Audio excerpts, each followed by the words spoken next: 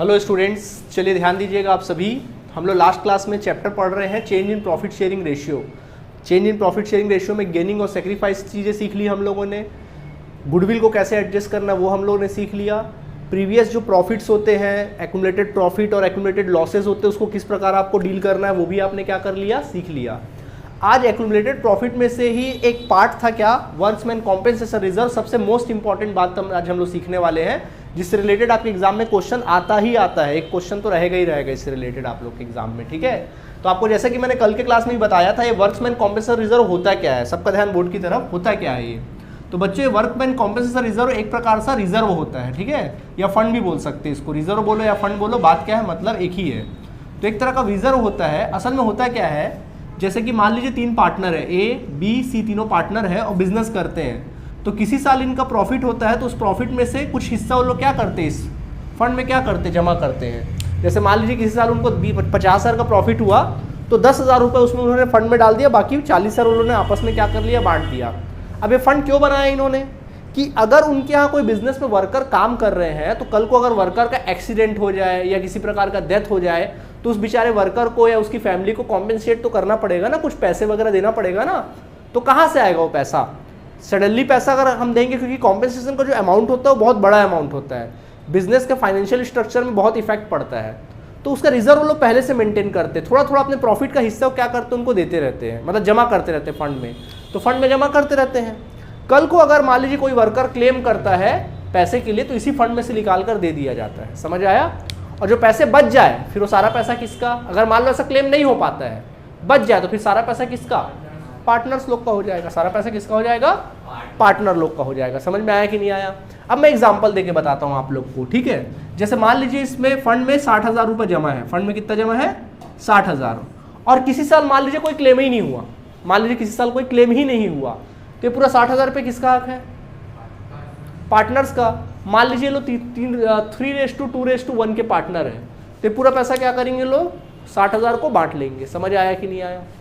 मान लीजिए, अब ऐसा होता है कई बार, ऐसा भी हो सकता है, मान लीजिए इसमें जमा कितना था रिजर्व में, 60,000, और ये लोग क्लेम करते हैं, वर्कर लोग क्लेम करते हैं। मान लीजिए वर्करों ने क्लेम किया कितने रुपए का, 24,000 रुपये का।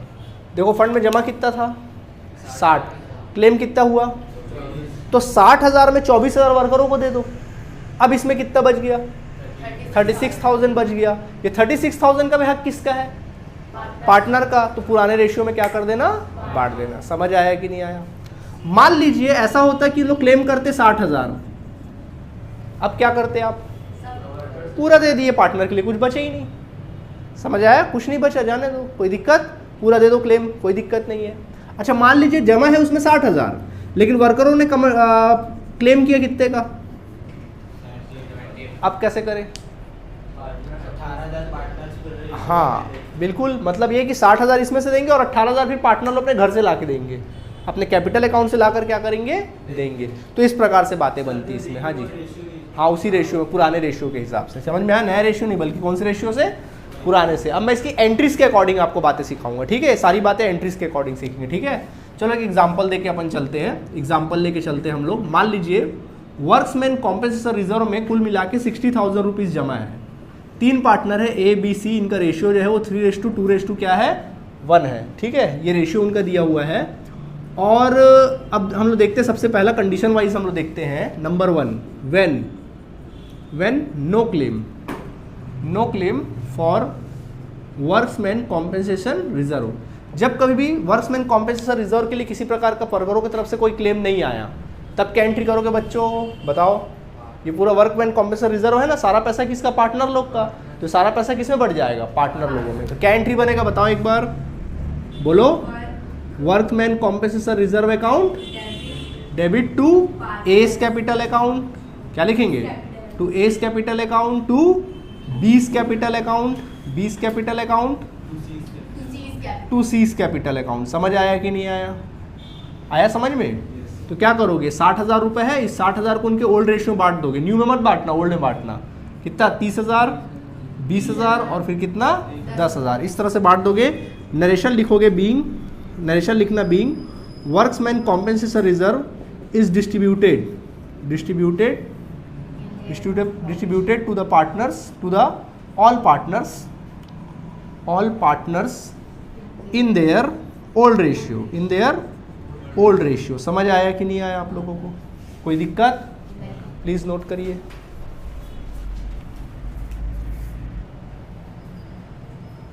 ओके बच्चों, अब देखिए, अब सेकंड कंडीशन हम लोग देखते हैं इसी में, ठीक है। नंबर 2 कंडीशन है when rupees 24,000 when provision for claim for workmen compensation reserve of rupees 24,000। मान लीजिए 24,000 रुपये किसी क्लेम करते हैं, तो बताओ क्या करोगे? 60 में से 24,000 दे दोगे, बचेगा कितना? 36। तो सारा बचा पैसा किस में बढ़ जाएगा? पार्टनर लोग बढ़ जाएगा। तो बोलो क्या एंट्री बनेगा यहाँ पे? एंट्री क्या बन सकता है? पहले तो वर्क्समैन कॉम्पेंसेशन रिजर्व से पैसा निकालोगे, तो workmen compensation reserve account debit. कुछ पैसा कितना निकालोगे? पूरा 60,000 निकालोगे, उसमें से किसको दोगे? प्रोविजन जो क्लेम कर रहा है उसको दोगे। तो क्या लिखोगे? To provision for claim account. क्या लिखना? To provision for claim account लिख लेना। To provision for claim account या provision for workmen compensation, provision for worker लिख लेना। प्रोविजन फॉर क्लेम अकाउंट ही लिखो। प्रोविजन और क्लेम अकाउंट कितना दे दोगे? 24,000। और बाकी जो बचा पैसा हो किसमें बढ़ जाएगा? A's capital account to B's capital account to C's capital account. आया बात समझ में कि नहीं आया? समझ में आ गया? कितना रुपए डालेंगे? तो ये कितना है टोटल? 36,000 है ना। तो 36,000 रुपए को बांट देना 3:2:1 में। इस तरह से बांट लोगे तीनों पार्टनर में। समझ में आया कि नहीं आया? ठीक है। नरेशन क्या लिख सकते हैं? बीइंग। नरेशन लिखना पड़ेगा बीइंग। हम लोग क्या लिखेंगे? नरेशन बीइंग एक्सेस, या नरेशन लिखना being provision for claim is made and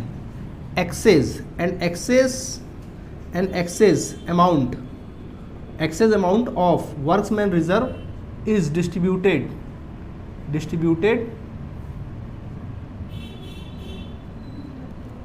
to old partners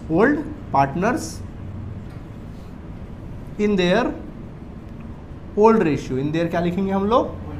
old ratio लिख देंगे। आई बात समझ में कि नहीं आई? कोई दिक्कत? प्लीज नोट करिए। ओके, अब देखिए नेक्स्ट हम बताते हैं आप लोगों को। तो पहला ये कंडीशन हो गया, आपको समझ में आ गया यहाँ तक? ठीक है। यानी कि अगर पैसा बचे तो पार्टनर में बांट देना आप लोगों ने, ठीक है, पार्टनर्स कैपिटल में डाल देना। अब देखिए, मान लीजिए वर्क्समैन कॉम्पेंसेशन रिजर्व में 60,000 जमा है, परंतु क्लेम करने वाले आ गए कितने रुपए? 78,000 रुपीज़ क्लेम कर रहे हैं। कितने रुपए क्लेम कर रहे हैं? 78,000। ज़्यादा क्लेम कर रहे हैं कि नहीं कर रहे हैं? अब क्या होगा? 60,000 दे दोगे, 18,000 पार्टनर्स अपने जेब से देंगे। समझ आया? और फिर क्या हो जाएगा? ठीक है। तो देखो क्या एंट्री बनेगा इसके लिए? इसकी एंट्री बनेगा workmen compensation reserve account debit. तो मतलब कितना रुपए निकालोगे वहां से? कितना निकाल सकते हो? तो 60,000 निकालोगे। बाकी का 18,000 पार्टनर अपने घर से लेकर आएंगे। मतलब पार्टनर लोग को घाटा होगा। तो जब पार्टनर लोग को नुकसान होता है तो उसको कहते हैं रीवैल्यूएशन अकाउंट डेबिट। क्या कहते हैं?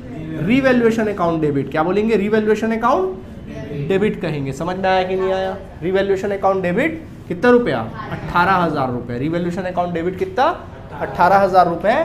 टू प्रोविजन फॉर, क्या लिखना? To provision for claim account लिख लेना। कितना रुपये? 78,000 रुपीज़। तो आप नरेशन लिख सकते हो यहाँ पे बीइंग। नरेशन लिखना being provision for workers claim made and shortfall amount is transferred to old partners capital account, partners नहीं यार, transfer to revaluation account. Transfer to क्या लिखेंगे? Revaluation account. समझ आया कि नहीं आया? रिवैल्यूएशन में ट्रांसफर हो गया। क्लियर है? परंतु ये रिवैल्यूएशन डेबिट हुआ कि नहीं हुआ? तो भाई ये जो डेबिट हुआ है लॉस हुआ है, तो लॉस पार्टनर लोग के अकाउंट से निकाला जाएगा कि डाला जाएगा? निकाला जाएगा। तो रिवैल्यूएशन डेबिट हुआ, इसको बंद करना पड़ेगा ना। तो क्या करोगे? इसको क्रेडिट करोगे। तो बेटा नेक्स्ट एंट्री करोगे एस कैपिटल अकाउंट डेबिट। क्या लिखोगे? S capital account debit. बीस कैपिटल अकाउंट डेबिट। बीस कैपिटल अकाउंट क्या करना? डेबिट करना, और सीज कैपिटल अकाउंट भी क्या कर देना आप लोगों ने, डेबिट कर देना है। समझ आया कि नहीं आया? और क्या लिखना है, टू रीवैल्यूएशन अकाउंट, क्या लिख देना, टू रीवैल्यूएशन अकाउंट लिख देना। कितना रुपया, 18,000 है कि नहीं है, तो 18,000 को बांट देना फिर 3:2 में बांटोगे, कितना कितना आएगा 3:2, 9,000, 6,000 और 3,000, ठीक है, इतना बांट देना। नरेशन लिख लेना, being loss on revaluation, being loss on revaluation is transferred to, transfer बोलो या डिस्ट्रीब्यूटेड भी बोल सकते हो, transfer to partners capital account, ठीक है, capital account in their old ratio. आई बात समझ में कि नहीं आई आप लोगों को? ठीक है, नोट करिए। ये तीसरा कंडीशन था ना, याद रखना, ठीक है। ओके, समझ में आ गया आप लोगों को यहाँ तक?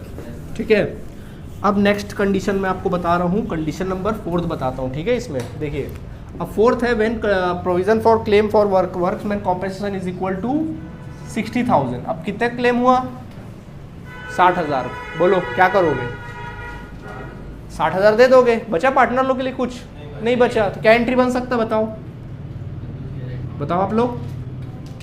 Workmen compensation reserve account debit, हाँ, to provision for claim account, बस बात खत्म। कितने रुपए, 60,000 और 60,000। समझ आया कि नहीं आया? पार्टनर लोग के लिए कुछ बचा नहीं, तो नरेशन क्या लिख सकते हैं, being provision for workman is made. ये क्या हो गया, बन गया। कोई दिक्कत इसमें आप लोगों को नहीं है? नोट करिए जल्दी से। ओके, देखिए स्टूडेंट्स, ये आपके सामने होमवर्क है। देखो क्या लिखा है इसमें, ए और बी दोनों पार्टनर है 2:3 के। 1 अप्रैल 2021 को उनका बैलेंस शीट दिया हुआ है। बैलेंस शीट में देखो लायबिलिटी तरफ में क्या दिया, वर्क्समैन कॉम्पेंसेशन रिजर्व दिया है 40,000 था। अब वो लोग अलग अलग प्रकार से क्लेम कर रहे हैं। पहला लिखा if there is no information, अगर इन्फॉर्मेशन नहीं है क्लेम के बारे में, फिर सारा पैसा पार्टनर लोग का है, पार्टनर में बढ़ जाएगा। अगर क्लेम कर रहा 25,000, तो बोलो 40 में से 25 बांट दिए, बचा कितना, 15। हाँ, पूरा वही कंडीशन वाइज बनाना है आपको, जर्नल एंट्री करनी है, समझ गए? पूरा कॉलम बना के जर्नल एंट्री करोगे होमवर्क में, ठीक है। ये होमवर्क है, बनाना है। 25,000 है तो 40 में से 25,000 दे दिए, बचा कितना, 15 बांट देना दोनों पार्टनर में, समझ गए? वैसी नहीं, अलग अलग कंडीशन वाइज पूरा कंडीशन लिखना, फिर एंट्री करना, फिर कंडीशन लिखना, फिर एंट्री करना। समझ में आ गया? बन जाएगा? ओके, ये क्वेश्चन हो गया, और एक क्वेश्चन दे देते हैं, ठीक है। इसी में एक और अमाउंट चेंज कर देते हैं, ठीक है।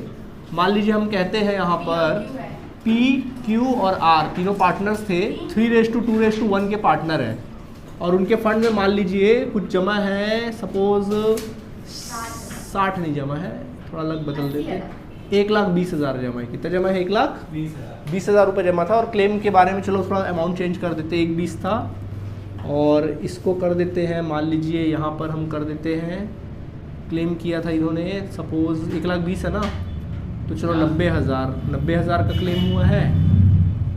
90,000 कैंसिल होना चाहिए बस, हाँ ठीक हो जाएगा। यहाँ पर क्लेम रख देते हैं 90,000, यहाँ पर क्लेम रख देते हैं 1,36,000 रख देते हैं, यहाँ नहीं 1,56,000 रख देते हैं, ठीक है। और यहाँ पे रख देते हैं सपोज 1,20,000 ही रख देते हैं, चलिए ठीक है। इसको ही बना के ले आइएगा, ठीक है। तो आज ये टॉपिक क्या हुआ हमारा, कंप्लीट हुआ। ओके, थैंक यू बच्चों।